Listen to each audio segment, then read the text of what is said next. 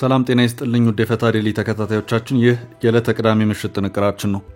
ቆይታችሁን ከኛ ጋር አድርጋችሁ የጥንቅራችን ታዳሚ እንድትሆኑ አክብሮታዊ ግብዣችን ነው።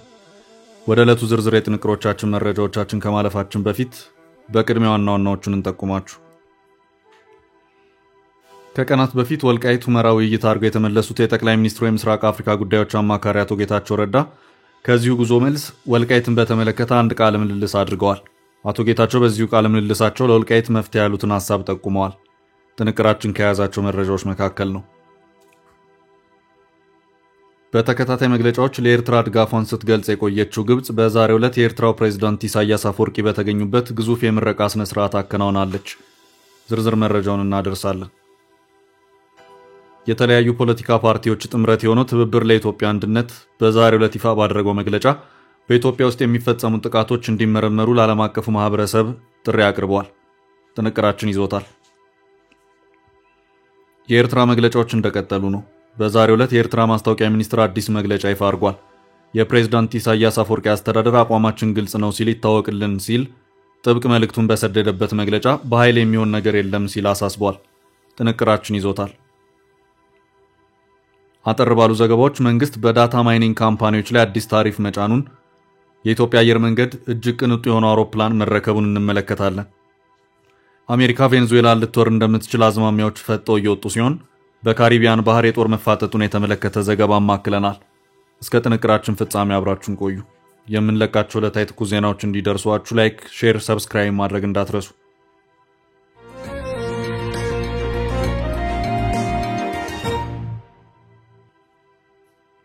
ጌታቸው ስለ ወልቃይት በኃይል መመለስ አይቻልም። ከቀናት በፊት ወደ ወልቃይት ሁመራ አካባቢ ጎራ ብለው ውይይት ያደረጉት የጠቅላይ ሚኒስትሩ የምስራቅ አፍሪካ ጉዳዮች አማካሪ አቶ ጌታቸው ረዳ ወልቃይትንና አካባቢውን በተመለከተ አንድ ቃለ ምልልስን አድርገዋል። አቶ ጌታቸው ኮርነር ፕሬስ ከተባለ የበይነመረብ ሚዲያ ጋር በነበራቸው ቆይታ ወልቃይትን በተመለከተ ሰፋ ያለ ማብራሪያ የሰጡ ሲሆን በወልቃይት በነበራቸው ቆይታ ከተፈጠሩት ሁኔታዎች ጋር በተያያዘም ይህ ነው ሊባል የሚችል የልማት እንቅስቃሴዎችን ያልተመለከቱ መሆኑን ተናግረዋል። በአማራና ትግራይ ክልሎች ይገባኛል ጥያቄ በሚነሳበት የወልቃይት ጉዳይ አካባቢው በምን መልኩና በማን ይተዳደር በሚለው ዙሪያ ብዙ አጨቃጫቂ ጉዳዮች የነበሩ መሆኑን ያመለከቱት አቶ ጌታቸው በእሳቸው የትግራይ ጊዜያዊ አስተዳደር ጊዜያትም በፌዴራል ደረጃ በርካታ ውይይቶች የተካሄዱ መሆኑንም አክለው አመላክተዋል። ጉዳዩ በጠቅላይ ሚኒስትር አብይ አህመድ ደረጃም ሳይቀር ውይይት ተደርጎበት የነበረ መሆኑን ያመለከቱት አቶ ጌታቸው ተፈናቃዮች ይመለሱ፣ አካባቢውን በትግራይ ስር ይሁን ወደ መባሉም ደረጃ ተደርሶ እንደነበርም በማመልከት ሆኖም አካባቢውን ማን ያስተዳድረው እንደዚሁም ምን አይነት የጸጥታ አካል ሲኖር በሚለው ዙሪያ ግን መግባባት ላይ መድረስ ያልተቻለ መሆኑንም አክለው ተናግረዋል። አቶ ጌታቸው በዚሁ ቃለ ምልልሳቸውም ቀደም ባለው ጊዜ እኔ ጊዜያዊ አስተዳደሩ ፕሬዝዳንት በነበርኩበት ወቅት አካባቢውን ማን ያስተዳድረው የሚል አከራካሪ ጉዳይ ይነሳ ነበር። በእኛ በኩል እኛ እናስተዳድረው ስንል ፌዴራል ደግሞ የለም እኔ ነኝ የማስተዳድረው ይል ነበር። በመጨረሻ ከጠቅላይ ሚኒስትር አብይ አህመድ ጋር በነበረን አንድ ውይይት አካባቢውን የትግራይ ጊዜያዊ አስተዳደር ይረከበው ተብሎም ነበር። ሆኖም የጸጥታ ኃይሉ ማን ይሁን የሚለው ላይ ሌላ አለመግባባትም ነበር። ይህንን አካባቢ የትግራይ መከላከያ ሰራዊት ወይም ቲዲኤፍ የሚባለው ኃይል ገብቶ ሊቆጣጠሩ አይችልም። ለምን ቢባል በፕሪቶሪያ ውል ወይም ስምምነት መሰረት የኃይል መፍረስ አለበት በሚል ቀደም ብለን የተስማማን በመሆኑ ነው ሲሉም ተናግረዋል። አቶ ጌታቸው በዚሁ ማብራሪያቸው አክለውም የአካባቢውን ማህበረሰብ ማን ያስተዳድረው የሚለውም እንደዚሁ ሌላ አጠያቂና አከራካሪ ጉዳይም ነበር። በእኔ በኩል በአካባቢው ነዋሪ አዲስ ምርጫ ተካሂዶ ህብረተሰቡ ራሱን በራሱ የሚያስተዳድርበት ሁኔታ ይፈጠር የሚለው አቋም ነበረኝ። በህወሓት በኩል አካባቢውና ማህበረሰቡን የማያውቅ አንድን ሰው ዝም ብሎ የመመደብ ልምድና ባህል አለ ሲሉም ተናግረዋል። ህወሓት የሰላም አማራጩ ካልሰራ በኃይል ይሄድበታል ያለ ሲሆን አቶ ጌታቸው የኃይል አማራጭ አይሰራም ብለዋል።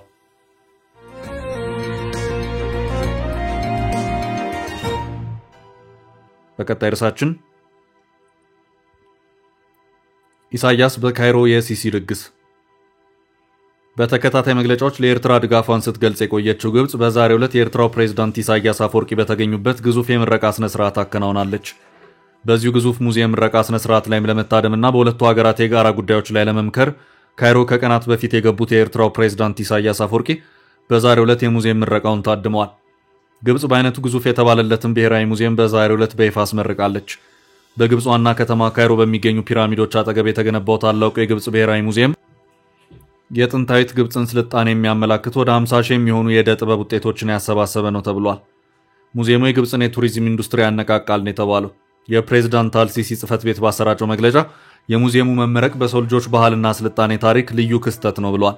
ሙዚየሙ እንደ ጎርጎሮሳውያኑ አቆጣጠር በ2014 ወደ ስልጣን የመጡትን ፕሬዝዳንት አብዱል ፈታህ አልሲሲ ከሚገነቧቸው ግዙፍ ፕሮጀክቶች አንዱ ነው ተብሏል። የምረቃ ስነ ስርዓቱ በከባድ የጸጥታ ጥበቃ ስር የተከናወነ ሲሆን በዛሬው ዕለት በግብጽ ብሔራዊ በዓል ሆኖ እንዲውል ተደርጓል። በምረቃ ስነ ስርዓቱ የኤርትራው ፕሬዝዳንት ኢሳያስ አፈወርቂን ጨምሮ በርካታ የሀገራት መሪዎች ተገኝተዋል። ከዚህ ቀደም ግብጽን በተደጋጋሚ የጎበኙት ፕሬዝዳንት ኢሳያስ አፈወርቂ የአሁኑ ጉብኝታቸው በፕሬዝዳንት አልሲሲ ግብዣ የሚካሄድ ሲሆን ለ5 ቀናት የሚቆይ እንደሆነ መገለጹ አይዘነጋም። ከኢትዮጵያ ጋር በታላቅ ህዳሴ ግድብ ምክንያት ለዓመታት በዘለቀው ውዝግብ ውስጥ የምትገኘው ግብጽ ሶማሊያን ጨምራ ባለፈው ዓመት ከኤርትራ ጋር የጋራ ግንባር መፍጠሯ ይታወሳል። የኢትዮጵያን የባህር በር ፍላጎት ተከትሎ ከኢትዮጵያ በኩል ስጋት የተደቀነባት ኤርትራ ከፕሬዝዳንት አልሲሲ በኩል የድጋፍ ማረጋገጫ ያገኘች ሲሆን በአሁኑ ጉብኝትም ፕሬዝዳንቱ ይህንኑ በድጋሚ እንዳረጋገጡላቸው የወጣው መግለጫ አመልክቷል። ሁለቱ መሪዎች በተጨማሪም በጦርነት እየታመሰች በምትገኘው በሱዳንና በሶማሊያ ጉዳይ ላይ የተወያዩ ሲሆን ዓለም አቀፍ ህግ በተለይም የቀጠናው ሀገራት ነጻነት፣ ሉዓላዊነትና የግዛት አንድነት እንዲከበር በውይይታቸው ላይ አጽንኦት መስጠታቸው ከዚህ ቀደም ተዘግቧል። መሪዎቹ ካይሮ ላይ የተገናኙት 2 ዓመት ባለፈው የእርስ በርስ ጦርነት ውስጥ በምትገኘው ሱዳን ዋነኛ ተፋላሚ የሆነውና በኤርትራና በግብጽ የሚደገፈው የሱዳን ጦር በዳርፉር ከባድ የተባለ ሽንፈት ከገጠመው በኋላ ነው። ግብጽ፣ ኤርትራና ሶማሊያ ባለፈው ዓመት ጥቅምት የጋራ ግንባር የመሰረቱት ኢትዮጵያ ከሶማሊላንድ ጋር የመግባቢያ ስምምነት ከተፈራረመች በኋላ ነበር። የኢትዮጵያና የኤርትራ መንግስታት የኢትዮጵያን የባህር በር ፍላጎት ተከትሎ የበለጠ ወደ ተካረረ ሁኔታ ውስጥ ገብተው ጦርነት እንዳይቀሰቀስ ስጋት በተፈጠረበት ነው ኢሳያስ ወደ ካይሮ ያቀኑት። ኢትዮጵያ በቀይ ባህር አስተዳደር ላይ ጣልቃ መግባት ወይም የመሳተፍ መብት የላትም ስትል ግብጽ በትላንትናው ዕለት ማሳሰቧን አይዘነጋም።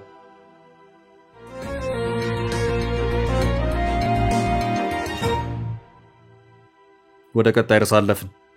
ጥቃቶች እንዲመረመሩ የቀረበው ጥሪ። የተለያዩ የፖለቲካ ፓርቲዎች ጥምረት የሆነው ትብብር ለኢትዮጵያ አንድነት በዛሬው ዕለት ይፋ ባደረገው መግለጫ በኢትዮጵያ ውስጥ የሚፈጸሙት ጥቃቶች እንዲመረመሩ ለዓለም አቀፉ ማህበረሰብ ጥሪ አቅርቧል። በ5 ፓርቲዎች የተመሰረተው ትብብር ለኢትዮጵያ አንድነት የተሰኘው ቅንጅት ይህንን ያለው በአርሲ የተፈጸመውን ግድያ ተከትሎ ዛሬ ባወጣው መግለጫ ነው። መኢአድ፣ ኢሃፓ፣ እናት፣ አይዴፓና አግን የመሰረቱት ትብብር ለኢትዮጵያ አንድነት የተሰኘው ቅንጅት በኢትዮጵያ የሚፈጸሙት ማንነትና የሃይማኖት ተኮር ጥቃቶች መንግስታዊ መዋቅርን የተከተሉ ስርዓታዊና ተጨማሪ እጅ ያለበት ስለመሆኑ ምርመራ እንዲደረግ ለዓለም አቀፉ ማህበረሰብ ጥሪ አቅርቧል።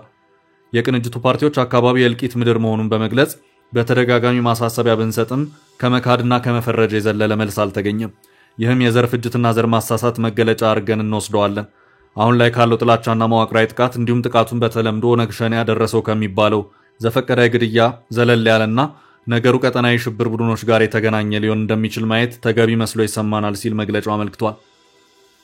ቅንጅቱ ጠያቂም ተጠያቂም ባለመኖሩ መግደል ቀላል ሆኗል በሚል ያወጣው መግለጫ እንዲህ አይነቱን ግዙፍ የሰብአዊ ድርጊት በጽኑ ያወግዛል። እልቂት የየቀን ገጠመኙ ለሆነ የአካባቢው ማህበረሰብን ብርታትና መጽናናትን ተመኝቷል። የቅንጅቱ ፓርቲዎች አካባቢው የእልቂት ምድር መሆኑን በመግለጽ በተደጋጋሚ ማሳሰቢያ ብንሰጥም ከመካድና ከመፈረጅ የዘለለ መልስ አልተገኘም ሲል ወቅሷል። ቅንጅቱ በዚሁ መግለጫው ከዓለም አቀፉ ማህበረሰብ ባሻገርም ለአርሲ ዞን ነዋሪዎች፣ ሃይማኖት አባቶች፣ ለሚዲያ ኃላፊዎች፣ በመንግስት መዋቅር ውስጥ ለሚገኙ ባለስልጣናትም ጥሪ ያስተላልፏል። ለነዋሪዎቹ ራሳቸውን እንዲጠብቁ፣ ለሃይማኖት አባቶች ለህዝቡ ጥሪ በማድረግ አባታዊ ግዴታቸውን እንዲወጡ ጠይቋል።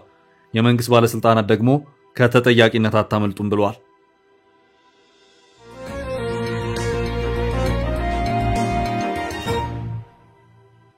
በቀጣይ ርዕስ በኃይል አይታሰብም ኤርትራ። የኤርትራ መግለጫዎች እንደቀጠሉ ነው። በዛሬው ዕለት የኤርትራ ማስታወቂያ ሚኒስትር አዲስ መግለጫ ይፋ አድርጓል። የፕሬዝዳንት ኢሳያስ አፈወርቂ አስተዳደር አቋማችን ግልጽ ነው ሲል ይታወቅልን ሲል ጥብቅ መልእክቱን ሰዷል። የኤርትራ አቋም ግልጽ የማይናወጥና ህጋዊ ነው ሲል ይህ መግለጫ አመልክቷል። ሉዓላዊነት ለድርድር የሚቀርብ አይደለም ያለው የዛሬው መግለጫ ትብብር የጋራ ተጠቃሚነት ላይ መሰረት ያደረገ ሊሆን ይገባል ሲል አጽንኦት ሰጥቷል።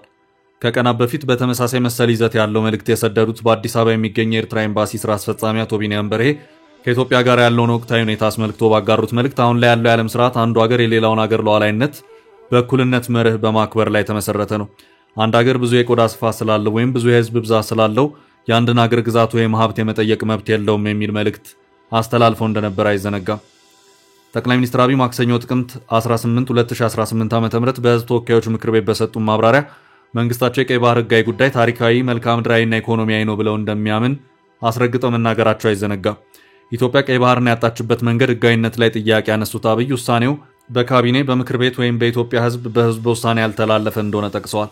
ቀይ ባህርን የሚያክል ነገር ያጣንበት መንገድ የህጋዊነት ችግር እንዳለበት ማሳያው ተቋሞች አልገቡበትም፣ ካቢኔው አያውቀውም፣ እንዴት እንዳጣን የሚያስረዳ አንድ ገጽ ወረቀት እንኳን ማግኘት አልቻልንም ሲሉ ለኢትዮጵያ የባህር በር የማግኘት ነገር የህልውና ጉዳይ በመሆኑ በቀላሉ እንደማይታይ ገልጸዋል።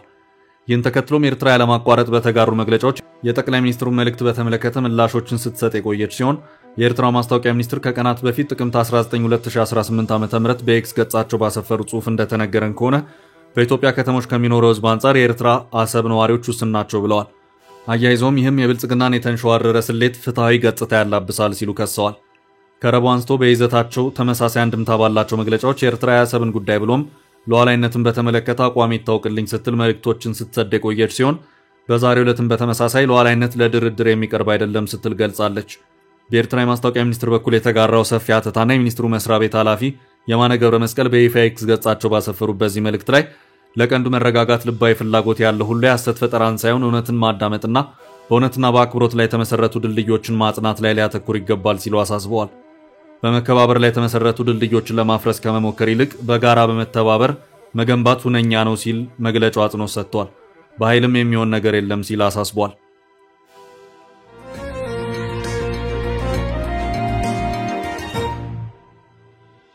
ወደ ቀጣይ መረጃ አለፍን። መንግስት በዳታ ማይኒንግ ካምፓኒዎች ላይ አዲስ ታሪፍ ጫነ። ቀስ በቀስ ኃይል የማስለቀቅ እቅድ ሆኗል ተባለ። ባሳለፍነው ዓመት የኢትዮጵያ ኤሌክትሪክ ከ2 ቢሊዮን ብር በላይ ከዳታ ማይኒንግ ካምፓኒዎች ማግኘቱ ይታወሳል። አነስተኛ ዋጋ ያለው ያልተቋረጠ የኃይል አቅርቦት ኢትዮጵያን የክሪፕቶ ከረንሲ ካምፓኒዎች ገነት እንዳደረጋት ይታወሳል። ከደርዘን በላይ ዕውቅ የዓለማችን የክሪፕቶ ከረንሲ ካምፓኒዎች ለዳታ ማይኒንግ ሰርቨሮቻቸውን በኢትዮጵያ ተክለዋል። ኢትዮጵያ ዘርፉን በዚህ ደረጃ መሳብ መቻሏ በእጅጉ አነጋጋሪ ነበር።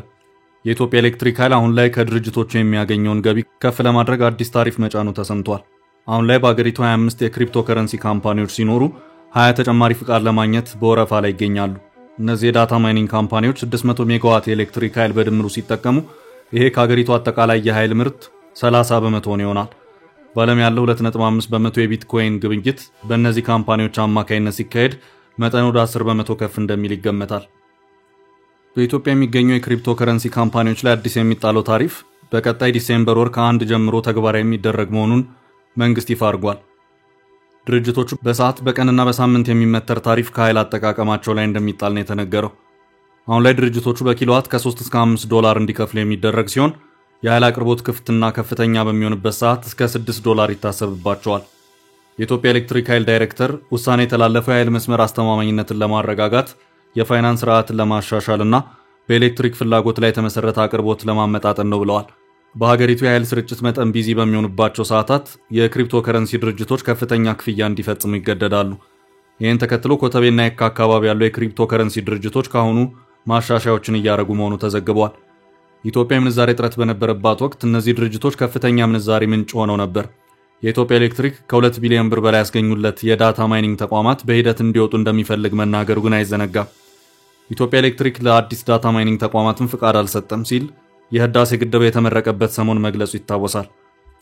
በተለይ ከአባይ ግድብ ትርፍ የሚገኝ ኃይል ሙሉ በሙሉ ለእነዚህ ድርጅቶች የሚቀርብ ነው። 30% የኃይል ምርት ድርሻ መያዛቸው የህዳሴ ግድብ ከግማሽ በላይ ኢትዮጵያውያንን ከጨለማ ለማውጣት ያለውን እቅድ የሚይዝ ሆኗል። ስለሆነም መንግስት ድርጅቶቹን ቀስ በቀስ የማስወጣትና ኃይሉን መልሶ ለህዝብ ጥቅም የማዋል ፍላጎት እንዳለው መገለጹ ይታወሳል። የታሪፍ ማሻሻያ እዚህ አካል ስለመሆኑ ተንታኞች እየተናገሩ ነው።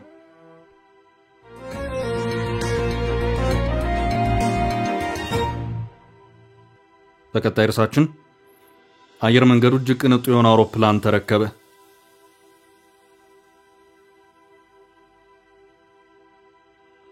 የኢትዮጵያ አየር መንገድ 21ኛውን ኤርባስ A350-900 አውሮፕላን መቀበሉን አስታወቀ። የኢትዮጵያ አየር መንገድ እጅግ ቅንጡ የሆነውንና በዚህኛው ሞዴል 21ኛውን ኤርባስ A350-900 ETBC አውሮፕላን መረከቡን አስታውቋል። አየር መንገዱ ዛሬ ማለዳ የተረከበው ይህ ኤርባስ A350-900 ሞዴል አውሮፕላኑ በመደበኛ ባለ 3 ክፍል አቀማመጥ ከ332 እስከ 352 መንገደኞችን የሚያስተናግድ ሲሆን እንዲሁም ከአጭር ርቀት እስከ ብዙ ርቀት በረራዎች 18000 ኪሎ ሜትር በረራዎችን ሳያርፍ መብረር ይችላል። አየር መንገዱ ለቅልጥፍና ለምቾትና ለዘላቂ አቪዬሽን አመራር ያለንን ቁርጠኝነት ይበልጥ ያሳድጋል ሲል አየር መንገዱ በማህበራዊ ትስስር ገጹ ላይ ገልጿል። ይህ ዘመናዊ አውሮፕላን አየር መንገዱ ለሚሰጠው አገልግሎት ይበልጥ የሚያጠናክርና በአቪዬሽን ኢንዱስትሪ ያለውን የመሪነት ሚና የሚያስቀጥል መሆኑንም አስታውቋል። የኢትዮጵያ አየር መንገድ በሀገር ውስጥ የኢንዱስትሪ ማስፋፊያው አውሮፕላን ለማምረት እቅድ እንዳለው ማስታወቁ የሚታወስ ሲሆን በመጪዎቹ ዓመታት የአውሮፕላን ክፍሎችን በቀጥታ ለቦይንግ ማቅረብ እቅድ መያዙን ገልጿል።